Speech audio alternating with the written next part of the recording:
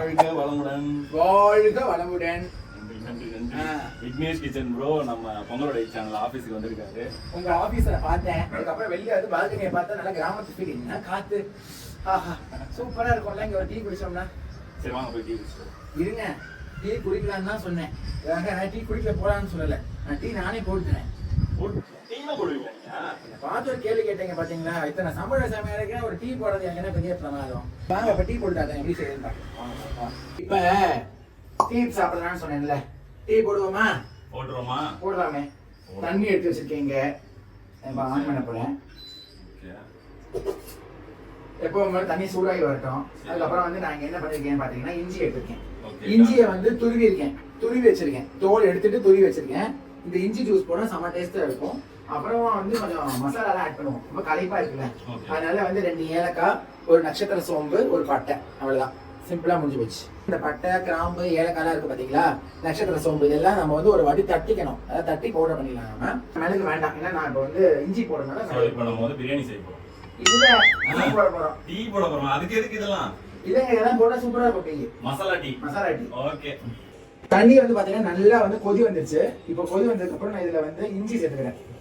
கொதிக்கும் போது இஞ்சி போடணும் ப்ரோ, ஏன்னா அப்பதான் வந்து அதோட எசன்ஸ் ஃபுல்லா இறங்கும். ரைட்டா? இன்னைக்கு நம்ம வந்து பால் சாய் போட போறோம். 2 கப் தண்ணிக்கு 1 கிளாஸ் பால் போட்டா அது வந்து பால் சாய். தண்ணி சாய்.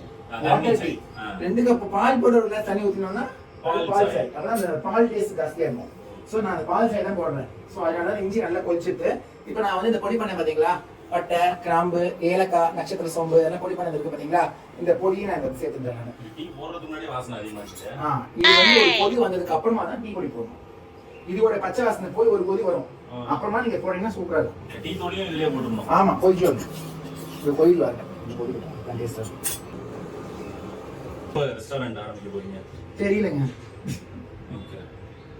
புளியார் சொல்லி போட்டாச்சு இந்த வீடியோ மூலமா. எனக்கு அப்படிலாம் இல்ல. நீங்க வேற இவன் சொல்றான்னு சொல்லிட்டு நீங்க வேற நினைச்சுக்காதீங்க. விக்னேஷ் கிச்சன் போட்டா நீங்க எல்லாம் சாப்பிட வருவீங்கல்ல மக்களே. பாருங்க, இந்த கமெண்ட் மட்டும் பாருங்க. இப்போ இந்த ஸ்பூன் வந்து ஒரு 1.5 ஸ்பூன் இருக்கும். பெரிய ஸ்பூன்றதுனால நான் 1.5 ஸ்பூன் மட்டும் போடுறேன். தேவைப்படும் பார்த்துட்டு நம்ம சேர்த்துக்கலாம். சரியா? இப்போ நம்ம இதில் வந்து பால் சேர்த்துக்கணும். நம்ம இப்போ டீ கம்மியாக தான் இருக்கு பார்த்தீங்களா, அப்படின்னா நீங்கள் பயப்படாமல் 1 ஸ்பூன் போடலாம். இந்த மாதிரி ஒரு டீயை நான் போட்டதே இல்லை. சரி, ஓகே. இப்போ குடிக்க போறீங்களா? வாழ்க்கையில முதல் முறை இந்த மாதிரி டீ போட்டு குடிக்க போறேன். நீங்க இது வரைக்கும் சமைச்சதுலயே கஷ்டமான ஒரு டிஷ்னா என்ன? மோர் குழம்பு வந்து செஞ்சேன். அப்பதான் சமையல் கத்துக்கிறதுல சமையல் ஒரு வாட்டி ஃபர்ஸ்ட் டைம் செஞ்சேன். சூப்பரா வந்துட்டு டேஸ்ட். ஆஹா, எல்லாம் மோர் குழம்புலாம் என்ன விஷயம் அப்படின்னு நினைச்சுக்கிட்டேன்.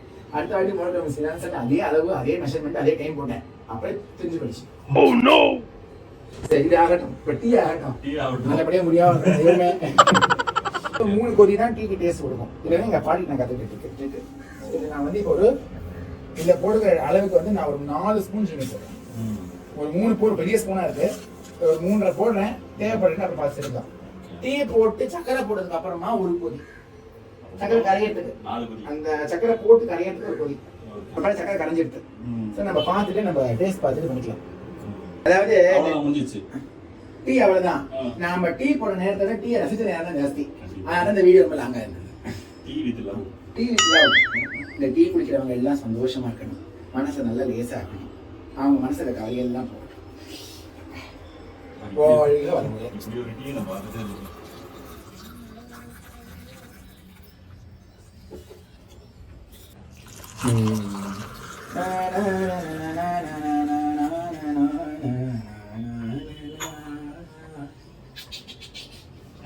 ஆமா, தண்ணுக்குதான். ஊதி குடிக்கவும் சூடாக இருக்கிறது. குடிக்கிறதுக்கே அவ்வளவு ஆர்வமா இருக்கு. அதாவது நம்ம பண்ணின அந்த பாசிட்டிவ் எனர்ஜி என்னதுக்குள்ள அப்படியே இருக்கு. சோ பாசிட்டிவிட்டி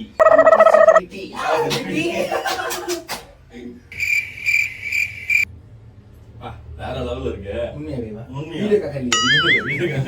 வேற லெவல்ல இருக்கு நிஜமா. அதாவது மசாலா டீ சூப்பரா. அந்த எசன்ஸ் மசாலா ரொம்ப போடக்கூடாது.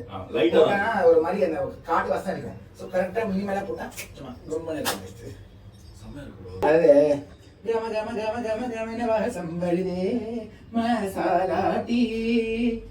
கம கம கம கம கமன வாசம் வருதே. இவ சொல்ற வாசம் வருது. என்ன பாட்டு இருக்கு? அப்படி தெரியல ஏதோ ஒரு பாட்டு என்ன சொன்னாங்க, ரசம் யூஸ் பண்ற பாட்டு நான் டீ யூஸ் பண்ணி ஓ என்ன டீ சொல்ற நேரத்தை டீ போட்டே வச்சுருக்கீங்களா? இந்த கடைக்கு போயிட்டு அந்த நேரத்துக்கு நம்ம டீயை போட்டு சூப்பராக டீயை கொடுத்தாச்சு. இந்த கடைக்கு நம்ம டீ கிடைக்காது, எந்த கடையிலயும் இந்த மாதிரி டீ கிடைக்காது. அவ்வளோ சூப்பரா இருக்கு. அப்படியே ஒரு பாட்டு பண்ணீங்கன்னு சொன்னா அதை கேட்டுக்கிட்டே கொண்டாட காயம் யாவும் தன்னாலே ஆறி போகும் மாயம் காப்பி வராதுல்ல. கண்மணி நான் தான் பாடுறேங்க. கண்மணி அன்போடு காதலன் நான் எழுதும் கடிதமே உண்மணி உன்னிடத்தில் சௌக்கியமா நான் இங்கு சௌக்கியமே. டீ குடிச்சு சௌக்கியமா இருக்கேன். வாழ்க வளமுடன். வாழ்க வளமுடன். Cheers. Cheers.